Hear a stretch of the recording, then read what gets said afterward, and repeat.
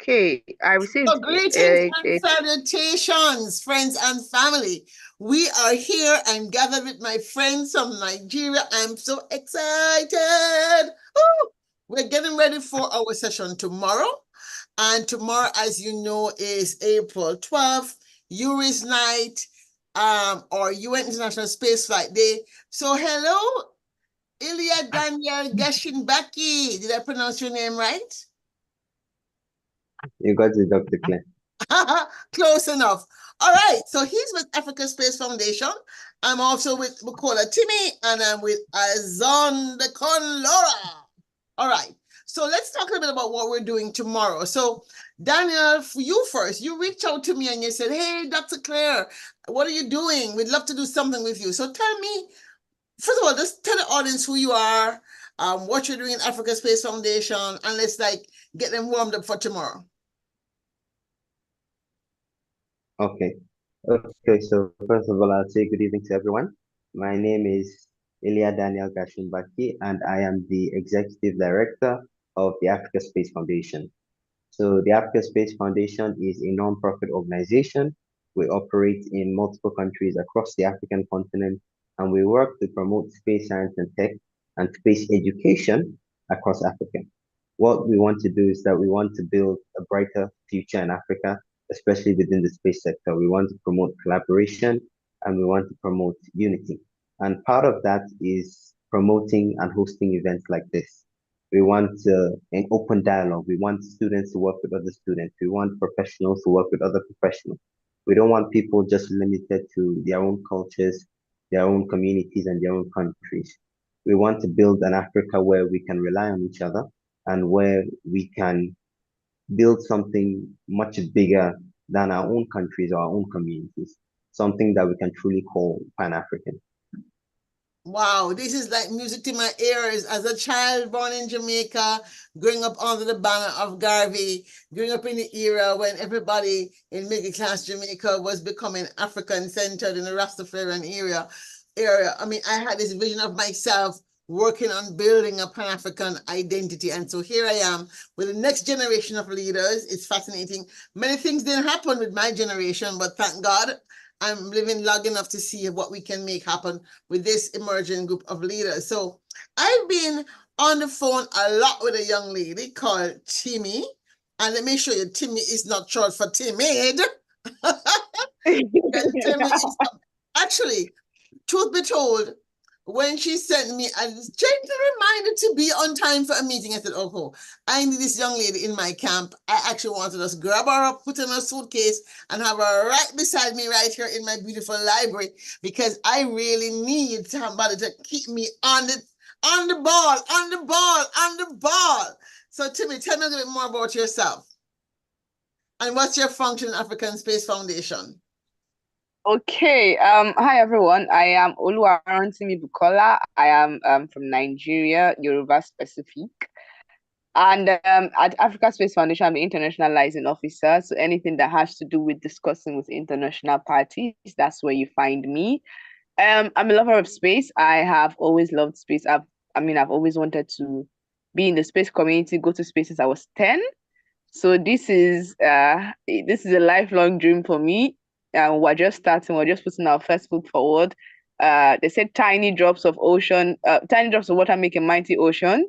So at Africa Space Foundation, what we do is just a tip of the iceberg of what we also want to do. We are connecting the whole Africa together.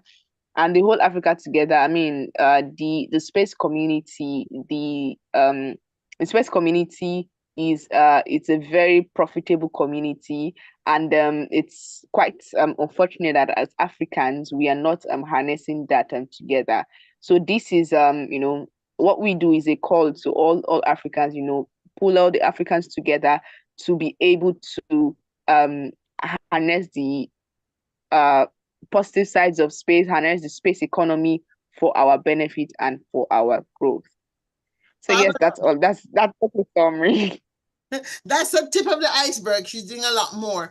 Then I'm going to talk to Laura. The first time I'm having a conversation with Laura. Laura is here. Laura, you want to say something about yourself? Unmute and say something about yourself. It'd be so nice to hear from you. Hi, hello everybody. My name is Laura and I'm from the Republic of Benin. I joined Africa Space Foundation recently um, because of Bukola. He actually introduced me and she did my assistant for this hackathon event that is being held virtually but in my country. We're having some communications problem there, Laura, and you Sorry? can correct me. We're having some problems with connectivity. It's a huge issue in Africa, and this is actually why we are really working hard to ensure that African countries can come together to build more robust communication satellites, right? There's no reason why Africa can't launch a constellation of satellites on its own. There's so many new technologies which are affordable. We couldn't hear you, we're breaking up a little bit, but correct me if I'm wrong, are you saying you're from the Republic of Benin? This is what you said? I'm from Republic of Benin. Benin. I said Yeah. Benin because I'm speaking English, but you're Français. Okay, Yeah. Benin. Yeah, Benin. I'm going to practice my Français, s'il vous Yes. plaît. All right. Okay. All right. So, folks, there you have it. These are three of the stalwart young leaders that are going to be behind our fabulous partnership, Moonbase Cafe. I'm very excited because I'm seeing Moonbase Cafe as being like the beginning of a permanent space, right? That we can do things. One of the things we'll be doing when I go to Nigeria in July for our third annual Space Ungana, which will be hosted in Nigeria, in Abuja. You know, we really want to ensure that we build on the things we're doing now. And not to let the cat out of the bag, but one of the things that we're going to be testing in this mini hackathon tomorrow is our concept of one of the awards being people win an opportunity or get points toward an opportunity to participate in an analog astronaut training. Now, Daniel, I think I read somewhere that you wanted to be an astronaut. Is that correct, or am I misreading? Are you one of the people who want to be an astronaut? You're muted. Yeah, of course. I think it would be an amazing experience to see what it would be like beyond Earth. Yeah, if the All right. opportunity ever comes up, I'll take it. Well, the thing is not if the opportunity comes, you have to make it. So one of the things we're going to be doing at OASIS, which is the Omni Africa Space Exploration Analog Simulation Research Center, we're launching the first location in the Chalba Desert in northern Kenya.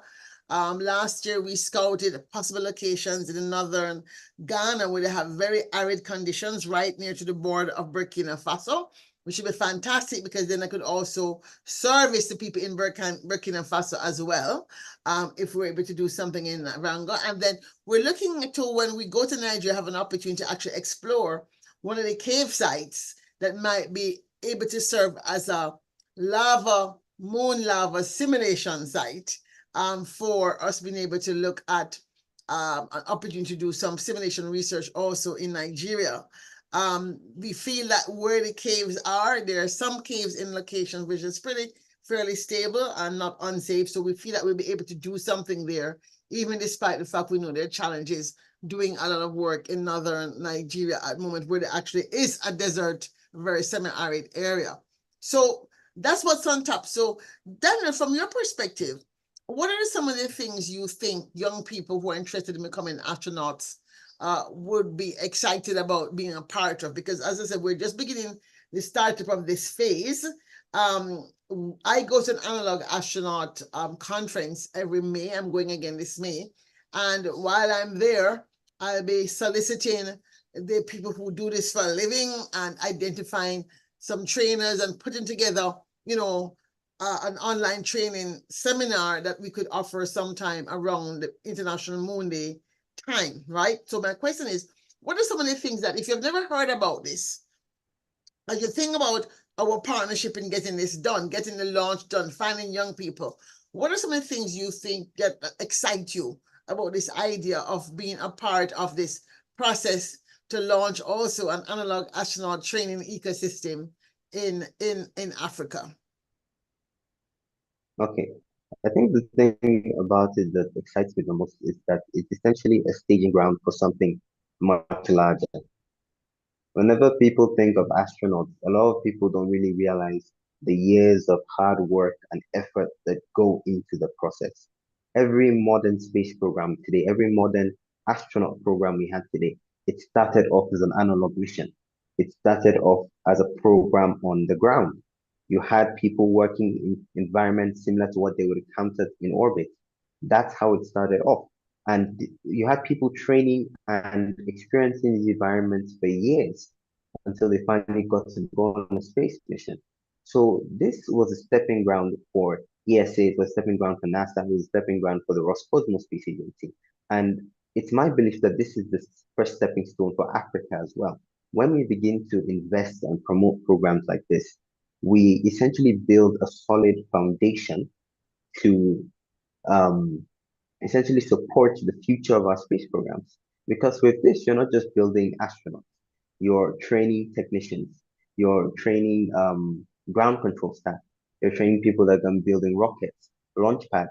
It's about creating an ecosystem that can support your space agency for the next 10, 20, and 30 years. And that really excites me. It really gives me hope that we're on the right track, and with the amount and if we put in the effort and if we're actually dedicated, we will make it. Well, I think that's a good place to end our brief look at the behind the scenes of what we have planned for UN International Spaceflight Day. Again, I'm very excited. We've been connecting on the phone, talking about other things. I've been on some of their programs, but for the first time, we're partnering to do this work together. And I think it's the beginning of a beautiful partnership. And I'm really, as you said, Daniel, so right, it's something also you said to be drop by drop. We don't have to be afraid that we don't have the whole ocean, right? We don't have to be afraid that we don't have a bandload of money that's coming at us. The money is there, but first we must have the vision and the passion. And I think certainly you guys have it. Here you are on a Friday night, midnight your time. Didn't sleep. I think I slept 3 hours last night trying to get ready for tomorrow. And here I am on the phone with you again, just working stuff out. So I just want to say, we can hold fast to the confidence that we have in each other, but we're displaying by working together. And the confidence that we have in knowing that if we set out in that direction, sooner or later, we'll make it. So folks, look out, join us. Again, you can join us. The link, and I'll place it below once this live is ended, is https://spaceflightday 2025, bit.ly/spaceflightday 2025, capital S, capital F, capital D.